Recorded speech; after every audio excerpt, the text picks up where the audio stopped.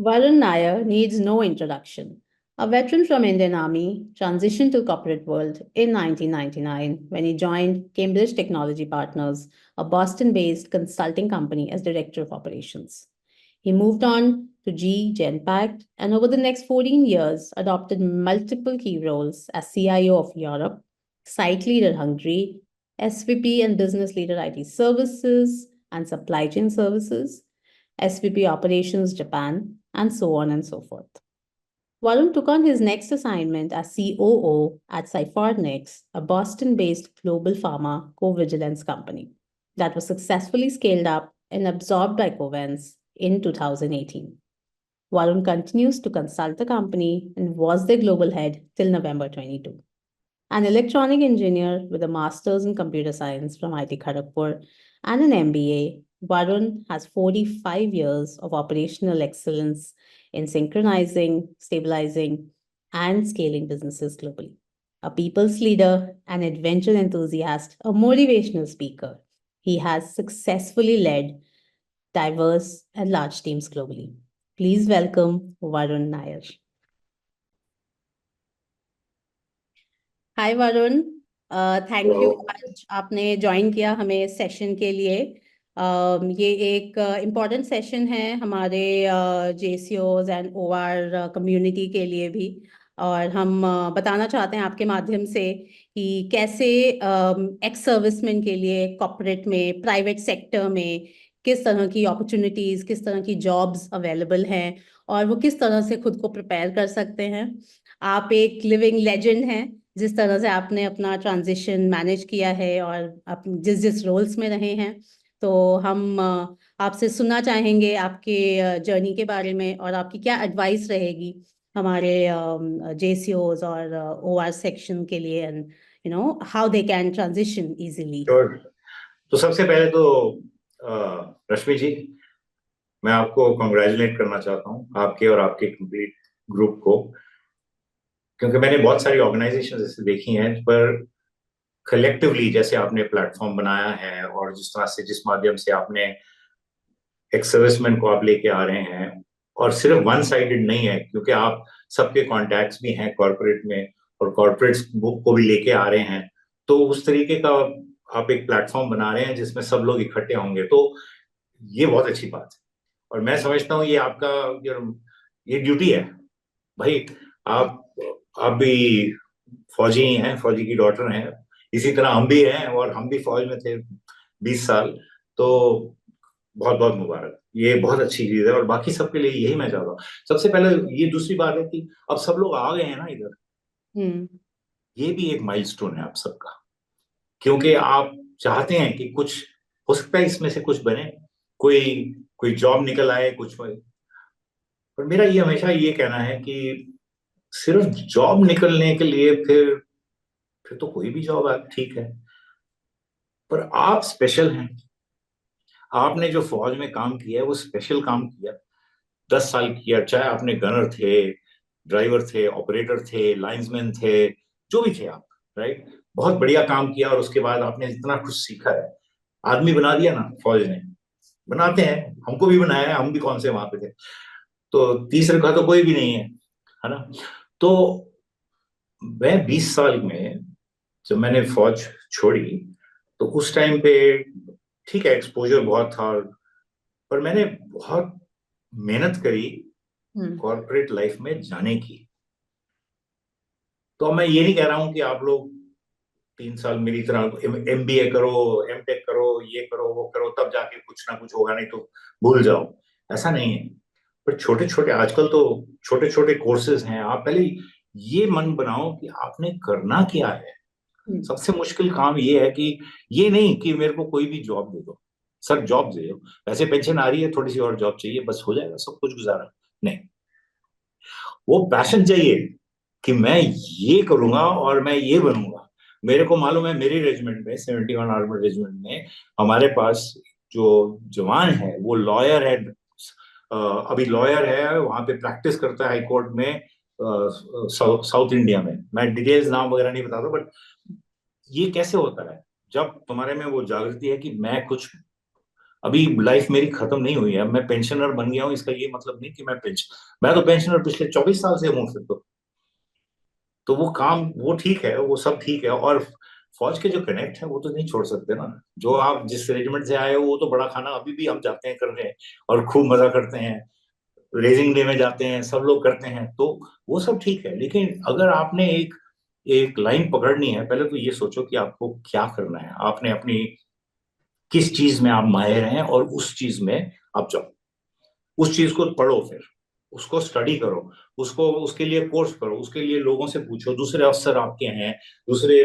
दोस्त हैं, चाहे जेसी हो चाहे अदर रैंक हो, जिन्होंने तरक्की की है, उनके साथ मिलजुल के बातचीत। ये सबसे अच्छी चीज है ना फौज में, कोई कोई होल्ड बैक नहीं करता है आपको ज्ञान वगैरह देने में। कॉर्पोरेट लाइफ में दूसरी बात हो सकती है, पर यहाँ पे ऐसा कुछ नहीं है। तो उनसे बातचीत करो, उनसे सीखो, बताओ क्या करना है, और उसके बाद ट्राई करो, क्या हो जाएगा। नहीं मिलेगी ना ये पहली बारी, कोई बात नहीं, उसमें क्या है, फिर से ट्राई करो। उम्मीद नहीं इसमें हारनी। मैं बता रहा हूँ, मैं 3-4 महीने के लिए तो, जब मैंने छोड़ी फौज उसके बाद में 3-4 महीने, 2-3 साल बहुत अच्छा रहा, और फिर एकदम से बिना जॉब के बैठ गए। उस टाइम क्या करोगे आप, जाके वापस घर जाके के चलो जी बिस्तर पे, उससे नहीं चलेगा। वो वो जोश चाहिए, जैसे वो वो होता है ना फुटबॉल मैच या बॉक्सिंग मैच में, जब आप आपका स्क्वाड्रन जाता है या आपका कंपनी होती है, और तब जाओ, उस टाइप का चाहिए।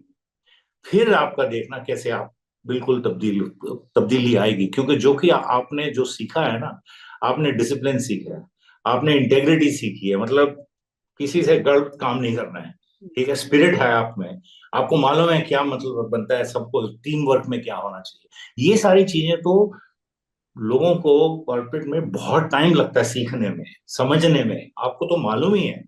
तो आपको सिर्फ ये नहीं है कि एक जॉब चाहिए बस उसके बाद मैं बैठ जाऊंगा, नहीं। Hmm. It is a job for life, you are working and you have to be passionate, है ना। तो फाइंडिंग दैट आई थिंक, जो एक गलती गलती नहीं बोलूंगी, पर लोगों को पता नहीं होता, अवेयरनेस थोड़ी कम है कि कौन से फील्ड में जा सकते हैं। कुछ फील्ड्स हैं जो बहुत इजीली, जो मतलब साल दर साल से जहाँ हायरिंग हो रही है एक सर्विसमैन की, वही फील्ड्स नहीं है। एंड ये एक चीज है जो हम एट एकम में फर्मली बिलीव करते हैं कि आपको अपना अपना कोर आइडेंटिफाई करने में हेल्प करना, और think beyond the normal, because एक बहुत ही बड़ी world is waiting to be conquered, और बहुत सारी अपॉर्चुनिटीज हैं। बस हाँ, वो नजरिया बदलने की और थोड़ी मेहनत, टू वारुन्स योर पॉइंट, मेहनत करने की जरूरत है, खुद को प्रिपेयर करने की, और उस हिसाब से फिर आगे बढ़ने की। हाँ, देखो, मैं ये भी बताता हूँ, 90% जो काम है ना वो मेहनत का है, और 10% जो है ना वो ऊपर वाले पे छोड़ना पड़ता है, डेस्टिनी, ठीक है ना।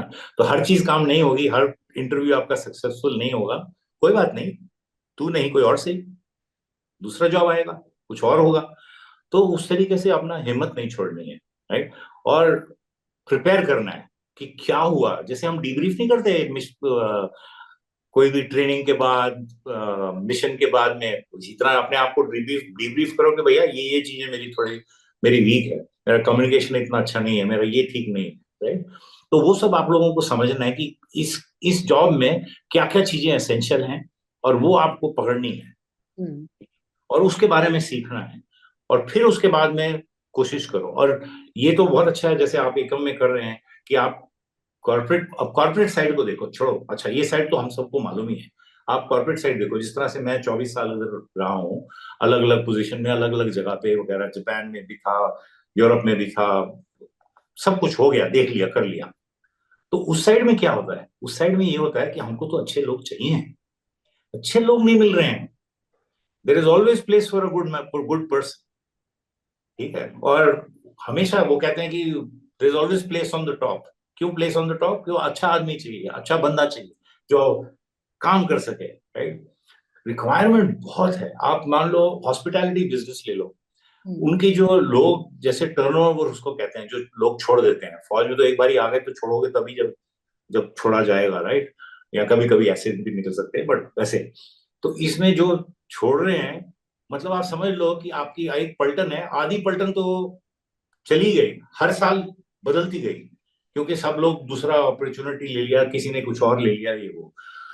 तो क्या है वो जो ऑर्गेनाइजेशन है, जहाँ पे मैं अगर होटल चला रहा हूँ और मेरे आधी स्टाफ तो चेंज ही हो रहा है, तो मुझे तो फिर भी चाहिए ना लोग, नहीं तो धंधा कैसे चलेगा फिर। अब आप सब उधर बैठे हो गांव में, क्यों? ठीक है, मस्ती वगैरह कर लो, उसके बाद में आके काम करो ना अभी। You are- सब लोग, यू आर वेरी यंग अभी, at 40 you are not old. He is not at okay. I am going to be touching 70 in another 2 years time, I am not old, I am still working. मैं भी काम कर रहा हूँ, right? उसमें करना है, तभी जब करोगे तभी फिर उसके बाद ब्रेक्स आएंगी, तभी तभी होगा, राइट? माइंडसेट की भी बात रहती है इसमें। वरुण, आई नो थोड़ा टाइम है हमारे पास, पर मतलब दो तीन ऐसे स्किल्स जो आपको लगता है एक सर्विसमैन कम्युनिटी में सबको रैदर थोड़ा स्पेंड करना चाहिए अपना टाइम सीखने में, वाइल स्टेइंग इन फौज या उसके बाद भी, दो तीन ऐसे स्किल्स जिनकी ऑब्वियसली कॉर्पोरेट में बहुत ज्यादा मांग रही है हमेशा से। One that I feel is obviously computer literacy. बहुत हम कॉर्पोरेट में सोचते हैं कि हर हर बंदे को आता है, इट्स वेरी बेसिक, बट शायद इतना बेसिक नहीं है इन आर फोर्सेस। ठीक है, मेरे को ये बताओ, आप सबके पास आईफोन नहीं, आईफोन होगा या एंड्रॉयड होगा या कुछ और होगा, सब सीख लेते हैं ना? तो कंप्यूटर भी सीख सकते हैं, ऐसा कुछ नहीं है जो नहीं सीख सकते, राइट? मैं आपको बता रहा हूँ, जनरल रॉय चौधरी के साथ मैं जब था, उनका सिस्टम्स ऑफिसर था वो, उस रैंक पे मैं उनको जाके क्लासेस उनकी लेता था कंप्यूटर्स की। अगर वो उस रैंक पे कर सकते थे एज चीफ, तो आप क्यों नहीं कर सकते हो? तो आप सीख सकते हो, तो सीख लो ना, वो जरूरी है। एग्जैक्टली दूसरा, अगर आपकी जैसे, अगर बहुत हेल्प करता है अगर आप, if you can speak English, तो ये नहीं है कि आपको बिल्कुल माहिर होना है इंग्लिश में, लेकिन समझना, बोलना, जैसे रोमन हम बोलते हैं ना फौज में, you can as long as उतना समझ लो, कर लो, और मोस्ट ऑफ यू आप तो लोग समझते हैं, पर उसमें जो झिझक है वो उसको हटानी है। तो उसके लिए कम्युनिकेशन कोर्सेज हैं, ऑनलाइन कोर्सेज हैं, कोई क्लासेस ले लो, पढ़ो, देखो, फोर्स योरसेल्फ टू। जैसे मैंने आपको वो लॉयर के बताया, ऐसे नहीं लॉयर बन सकता है, उसको तो बहुत कुछ पढ़ना पड़ता है, तो आपको भी सीखना पड़ेगा। ये नहीं, और ये पढ़ाई डिफरेंट पढ़ाई है, ये स्कूल वाली पढ़ाई थोड़ी ना है, इसमें तो समझने वाली बात है, और बार बार उसको ट्राई करोगे तो अपने आप you will get to it.